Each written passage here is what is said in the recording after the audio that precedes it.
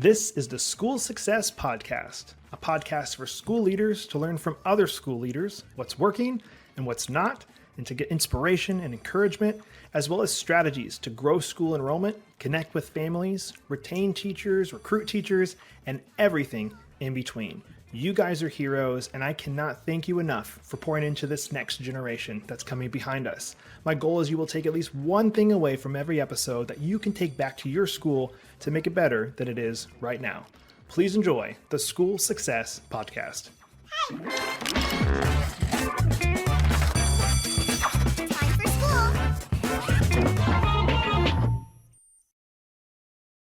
This episode is brought to you by our friends over at America's Christian Credit Union. This year, they're celebrating 65 years of service, and they're a credit union that specifically provides essential school banking services and an amazing tuition financing program for schools to reduce risk and administrative burden. You can check them out online, americaschristiancu.com/schools. That's americaschristiancu.com/schools. They are amazing. You need to go check them out. And now, enjoy today's episode.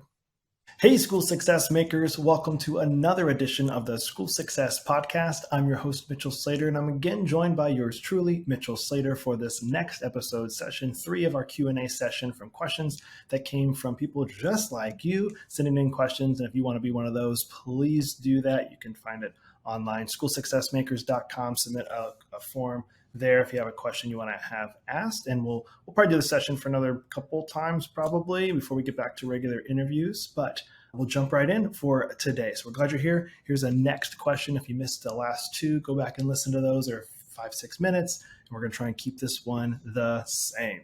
So from Emily, starting it off today, Emily asked, can you discuss any unique challenges or opportunities you see in marketing for our specific type of educational institution?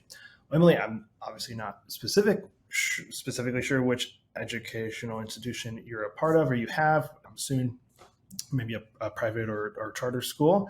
But for marketing it, I think some of the biggest challenges is schools are, a lot of times what I've seen in the schools we've worked with and talked to is they're sometimes a little bit old school. So like maybe haven't updated the website in a while. So I think that's immediately one of the marketing challenges. It's just more so it's old school. So you maybe need some updating.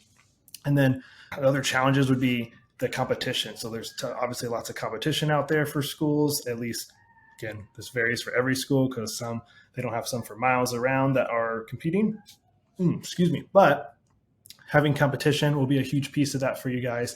If there's people that you're competing for ad dollars when they're all trying to target the same people with the same ad for their school, that can be a huge challenge. But also I think schools have had a hard time maybe relating with the families. I've seen that come up a lot where they're really good at what they do. They're good at teaching and loving these students, but to bring that across in the content that they create and how they portray that on their website copy or their social media, they just have a really hard time getting that actually across in that way.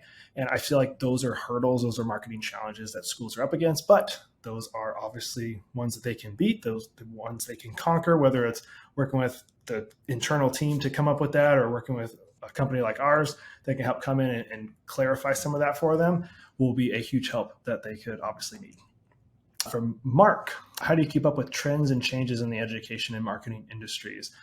Me specifically, I listen to a ton of podcasts. There's so many out there. I'm a big fan of Donald Miller. If you guys haven't heard of him, go check him out. He's written some really good books. Story Brand Framework he made. He's got Marketing Made Simple. They have a couple podcasts. There's Marketing Made Simple. There's, I think it's Business Made Simple is the other one. So his content's just really good. It's really down to earth, simple to digest. And so I like listening to him for keeping up with stuff. And then I'm on Twitter a lot. I'm on social to like see what are the new trends that are happening in marketing, where are things going, just to kind of keep myself ahead. So of course, keep ourselves ahead of that, as well as making sure our clients are ahead of that as well. So for you, depending on where you are, I would be diving onto like probably honestly at Twitter and then following different people that are in that industry to see what are they saying, what are they talking about, and then podcasts. I love podcasts. And obviously, if you're listening to this, you're listening to a podcast then I guess, but listening to that, see what people have to say about what's going on in the world of marketing trends and all of that stuff. We'll do one more again for this episode. Last one for today is from Sophia. It says, what are your thoughts on influencer marketing for educational institutions? So that's a very, very good question. One of my best friends, they're full-time influencers online, and I could see it being very valuable for a school to use influencers to target if those influencers were hyper focused on a specific area. Like the friends that our friends are followed by people from all over, I think probably just the country. So it wouldn't really make sense for a school locally to say, hey, will you market my school when there's followers from all these different states that are never going to be a clientele for your school. But if you had an influencer in your market that had a ton of followers that was in your area, hey, I give it a shot. There's all about what I love about marketing is try stuff new, try things new, move outside that box a little bit and see if it works. You try it for a month or two, you try it for a few months, doesn't work. Okay, then you go do something else. Like, it's totally fine. I would love to see if you do end up trying that, Sophia, like, let me know how it goes and see if it works, because I would love to see if influencer marketing works for schools, specifically in your area and what you have going on. So yeah, let me know, because that'd be really, really cool. So hopefully that was helpful. And guys, we'll be here again, I know for sure, next week with another one of these, because I have a few more questions I need to get to. So if you haven't yet connected with us on Facebook, we've got a private Facebook group just for school leaders called School Success Makers. Go join the free group, connect with us in there. I'm personally in there, and I'd love to personally see you in there. And we have an awesome website called schoolsuccessmakers.com.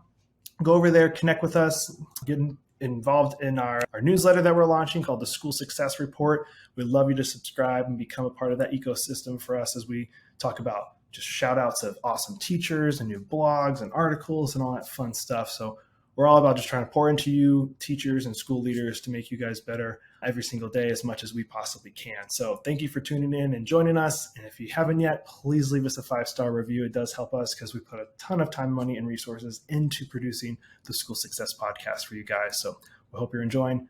Give us any feedback. You can do that through our website. But we'll be here next week for sure with another episode of the Q&A session. So we'll see you next time on the School Success Podcast. We'll see you then.